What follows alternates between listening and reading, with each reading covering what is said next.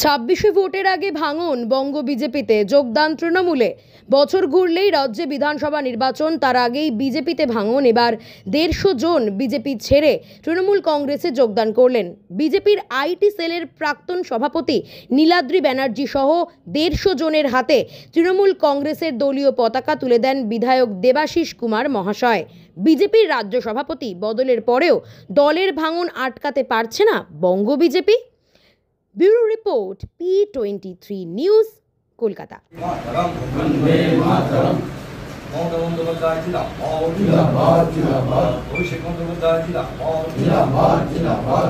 Gautam Banerjee trade সেলের BJP trade সেলের প্রাক্তন সভাপতি গৌতম ব্যানার্জি, যার নেতৃত্বে আজকে ট্রেড সেল থেকে এত মানুষ এসেছে, দাদার নেতৃত্বে অনারেবল দেবাশিস কুমার দাদার নেতৃত্বে জয়েন করার জন্য, তাকে পুষ্পস্তবক দেবেন গৌতম ব্যানার্জি।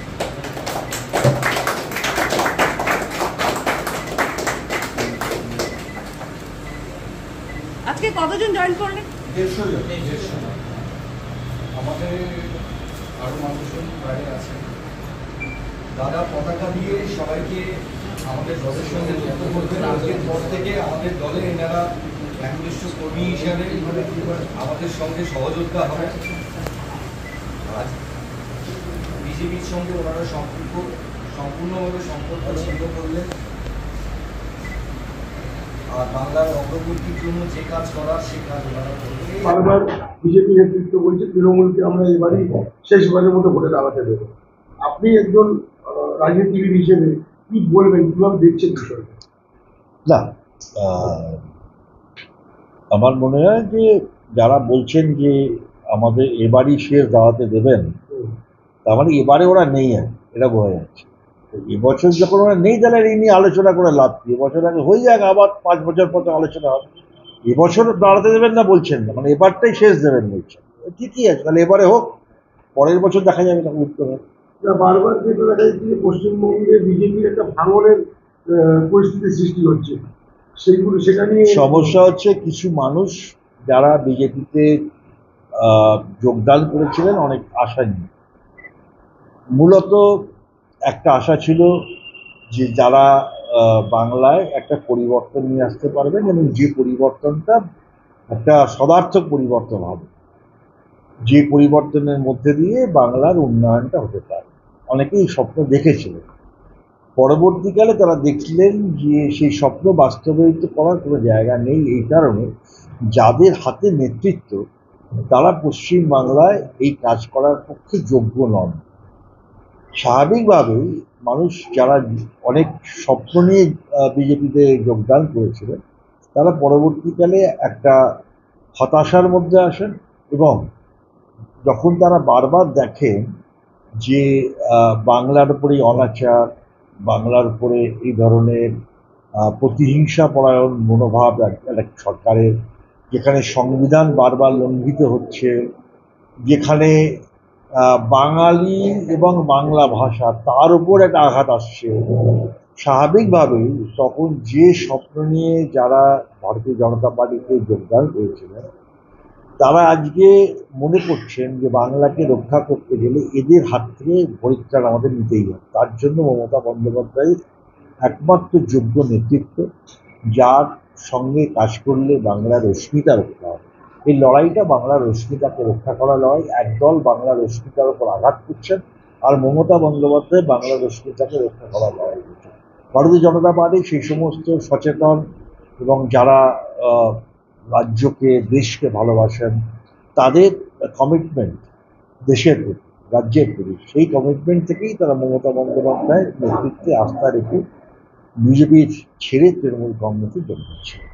পাশাপাশি প্রধানমন্ত্রী ডিজিটাল ইন্ডিয়া, ডিজিটাল ভারত, এরকম বিভিন্ন প্রোগ্রামও তিনি করছেন। ঠিক সেই রকম দলের যারা ডিজিটালি অনেক বেশি এগিয়ে রয়েছে, তাদের আইটি সেলের প্রধান, সেও খবর আছে আপনাদের সাথে যুক্ত হচ্ছে।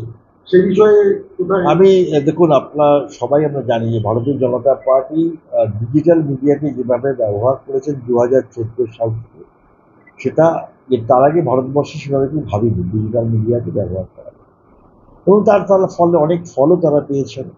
এবং আজকে মানুষের, আমরা দেখতাম যে আমরা লোকের বাড়ি বাড়ি ঘুরে মানুষের কাছে পৌঁছতে পারছি না বা চেষ্টা করছি, সেখানে একটা দল কোথাও তার কোনো নির্বাচনের পোস্টার নেই, ব্যানার নেই, হোর্ডিং নেই, প্রার্থীর দেখা নেই, কিন্তু ভোট আছে।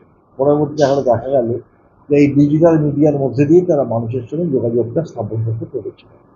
তো সেই মিডিয়া সেলে প্রধানমন্ত্রী যদি জয়েন করেন তাহলে বুঝতে হবে কতটা বিতঃসদ্ধ হলে এটা সম্ভব, এবং তারা আসা মানে আমরাও আমাদের এই ডিজিটাল প্ল্যাটফর্মটাকে আরো শক্তিশালী করতে হবে। তাহলে 26-এর ইলেকশনে ডিজিটালি আপনারা কতটা স্ট্রং বলে মনে করছেন? দেখুন, আমরা বিজেপির মধ্যে আমাদের কাছে যত পয়সা নেই, স্বাভাবিকভাবে ওরা যে পয়সা অর্থ খরচা করতে পারবে সেই অর্থ খরচ করার ক্ষমতা আমাদের নেই, কিন্তু ওদের কাছে অর্থ আছে, আমাদের কাছে আবেগ আছে। লড়াইটা অর্থ বছর আবেগ। আমরা বিশ্বাস করি পৃথিবীতে যত লড়াই হয়েছে আবেগই জিতেছে, অর্থ নয়। দেবশিবাবু, যদি আবেগের কথাই ওঠে তাহলে আবেগের লড়াই তো সব থেকে বেশি হচ্ছে বিরোধী দলনেতা। যে আপনাদের সেকেন্ড ইন কমেন্ট ছিল, আজকে বিজেপির first in comment in Bengal, এই আবেগটা কিভাবে আমি দেখবেন? আপনাকে একটা কথা বলি, লিডার অফ দ্য অপোজিশন তিনি 4 বছরের বেশি বিধানসভায় বিরোধী দলের নেতা। আমার একটা প্রশ্ন, ভারতবর্ষে আর কোন বিধানসভা আছে যে বিধানসভায় বিরোধী দলনেতা একটাও রাজ্য সরকারের বিরুদ্ধে প্রশ্ন রাখেনি? কোন বিধানসভা আছে?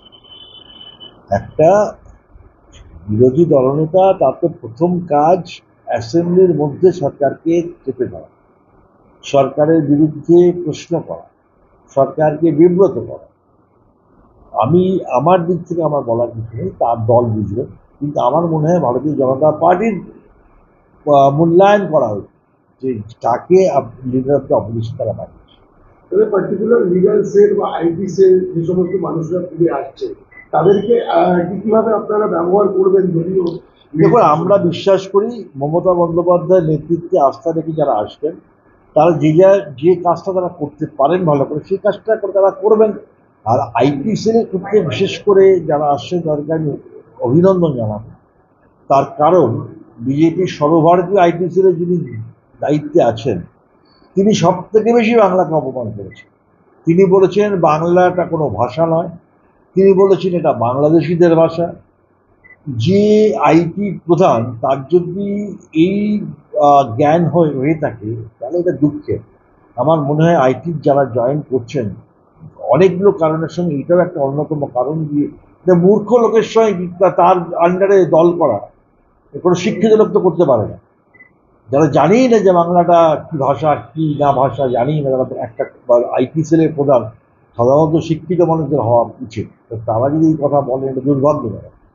শেষ প্রশ্ন, বক্তব্য যেটা বিজেপির প্রতি, অবঙ্গ বিজেপির প্রতি বিশেষ করে কি বার্তা দেয়? তা আমাদের একটাই কথা, যারা বাংলাকে ভালোবাসেন, যারা মনে করেন বাংলার প্রতি অবিচার হচ্ছে, যারা মনে করেন যে বাংলার অস্মিতার উপর আঘাত আসছে, তাদের সকলকে আমরা আহ্বান জানাই তারা মমতা বন্দ্যোপাধ্যায়ের নেতৃত্বে বাংলায় অস্মিতা রক্ষার যে লড়াই, বাংলায় যে উন্নয়নের যে কাজ শুরু হয়েছে তাতে মমতা বন্দ্যোপাধ্যায়ের সঙ্গে থেকে এই কাজটি করা। দেখুন, সব থেকে বড় কথা, বিজেপি এখন অনেক বড় রাজনৈতিক দল হয়েছে। একটা সময় বিজেপি পরিচিত ছিল এরা বানিয়াদের দল, মানে ব্যবসায়ীদের দল। তো সেখান থেকে আজকে ট্রেডার্সরা যদি ছেড়ে চলে আসেন তাহলে এই দলটা কৃষকের দল নয়, শ্রমিকের দল নয়, ছাত্র যুবর দল নয়, ছিল ব্যবসায়ীদের দল। ব্যবসায়ীরাও ছেড়ে দিচ্ছে, তাহলে বিজেপি কোথায় যাচ্ছে? এটা বিজেপি ভাবতে হবে। দেখুন, 2016-তে যখন তৃণমূল কংগ্রেস থেকে আমরা ভুল বুঝে পথ ভুলে আমরা ভারতীয় জনতা পার্টিতে আমি গেছিলাম ব্যক্তিগতভাবে। তো সেখানে যাওয়ার পর আমি একটা জিনিস বুঝতে পেরেছি যে এই দলটা বাংলায় রাজনীতি করতে পারে এটা ঠিকই, কিন্তু বাঙালিদের জন্য কখনোই তারা রাজনীতি করেন না, বা বাঙালিদের জন্য বাংলার জন্য তাদের ভাবনা চিন্তা নেই। দ্বিতীয়ত হচ্ছে সাউথ ক্যালকাটার যিনি প্রেসিডেন্ট বর্তমানে যিনি রয়েছেন তার কুকাণ্ড তো সবাই জানে। তো তার দলের মধ্যে বিদ্রোহ ঘোষণা হয়ে গেছে, দেখতেই পাচ্ছেন যে বিভিন্ন মানুষজন আসছেন, চলে আসছেন, জয়েন করছেন।